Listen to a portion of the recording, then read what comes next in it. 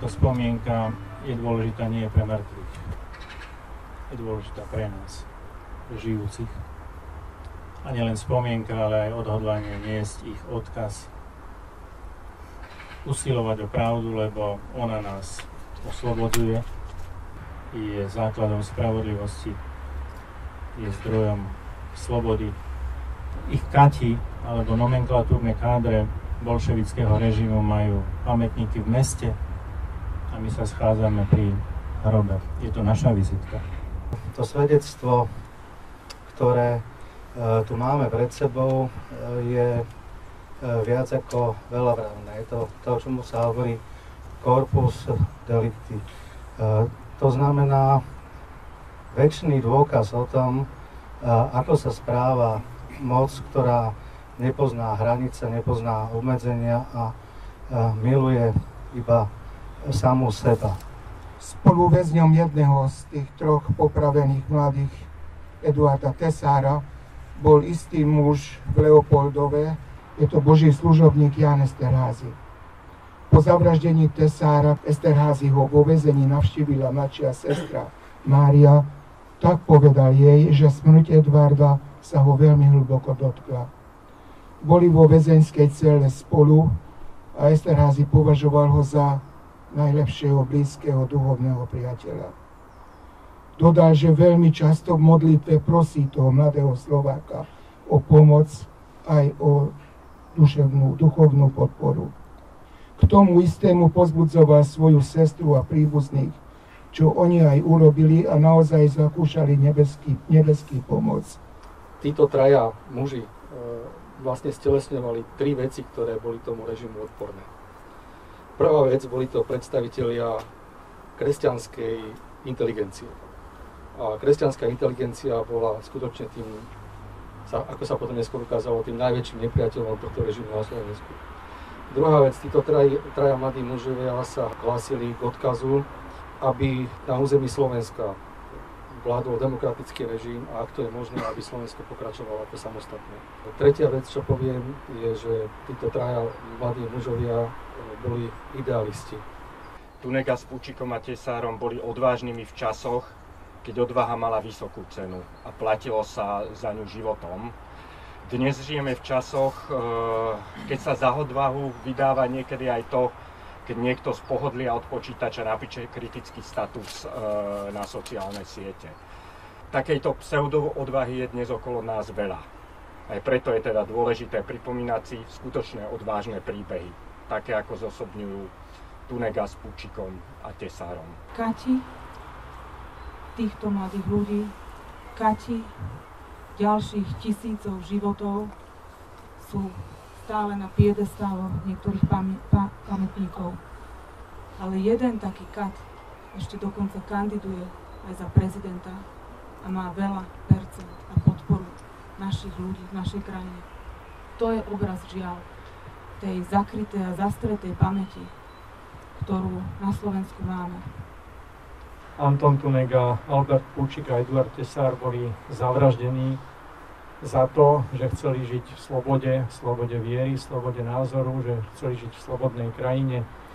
Dovoľte mi ale pripomenúť tiež dve výročia, ktoré sú v týchto dňoch dôležité. To je práve dnes 76. výročie násilného uchopenia moci komunistami v našej vlasti a včera tomu bolo 2 roky od zločineckej vojenskej invázie Ruska na Ukrajinu.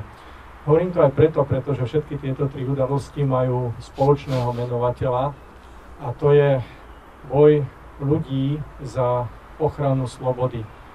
Chcem v tejto chvíli vám všetkým, ktorí nezabúdate a ktorí si pripomínate pamiatku mojho účeka Alberta Pučika a jeho priateľov, chcem len vysloviť srdečnú vďaku, lebo naozaj ja nie som veľký rečník a poprosím o veľkú vďaku aj tu Jankovi, ako už bolo povedané, za to, že im bolo udelené aj to vyznamenanie pani prezidentky, hoci okolo toho boli potom všelijaké hejty. Naozaj chcem mene rodiny povedať, že môžete kľudne písať, že neboli to žiadni fašisti, ako ich mnohí označujú. Pochádzajú hlavne teda môj účet z 9 detí z chudobnej rodiny, z veľmi nábožnej kresťanskej rodiny, takže boli to ozaj chlapci, ktorí milovali slobodu a za tú slobodu položili ten život. Takže ešte raz vám všetkým srdečná vďaka, že nezabúdate. My ešte nemáme stále oficiálne múzeum obetí komunizmu a nevysporiadali sme sa so svojou minulosťou, stále nás to dobieha. Takže toto sú len také malé kroky, veľmi potrebné na to, aby sme raz dospeli k tomu, že bude aj u nás štátna inštitúcia, ktorá bude napojiť všetky tieto vzácne obete. K mladému veku patrí sila, ideály, optimizmus.